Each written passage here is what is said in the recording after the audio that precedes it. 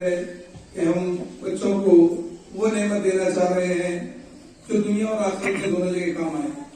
اس کا اہتمام school management کی طرف سے علی جناب نثار احمد صاحب وزیر جو اس اسکول کے ڈائریکٹر ہیں انہوں نے اہتمام کیا، اور جو تنظیمیں اس کیمپین کو چلانا چاہتی ہیں جیسے کہ حضرت صوفی سرمست اسٹڈی سرکل رحمۃ اللہ علیہ، فیض اسلامی اور صدائے انسانیت، یہ تنظیمیں اس قسم کی تحریک سارے بزرگاں کے اسکولوں میں چلانے کی کوشش ہے.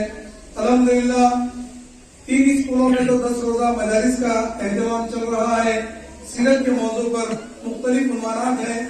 اسی طریقے کی آج پہلی کڑی تھی، اور ایک اسکول اشرف پبلک اسکول جو ملت نگر میں ہے وہاں پر بھی اس قسم کا اہتمام کیا گیا ہے. وہاں پر بھی روزانہ 1 گھنٹے کی صورت میں 10 نشستوں کا اہتمام کیا گیا ہے.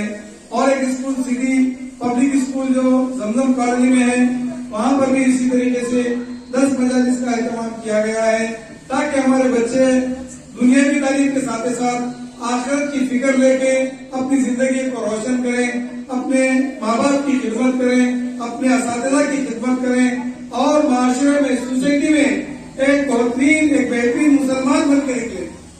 ہم اصلی تعلیم کے ساتھ ساتھ آپ وسلم کی زندگی کے طریقے اگر ہماری زندگی میں آئیں گے تو انشاءاللہ ہم ایک کامل انسان بن کے اس دنیا سے رخصت ہوں گے، تو ہماری دنیا بھی کامیاب ہوگی اور ہماری آخرت بھی کامیاب ہوگی.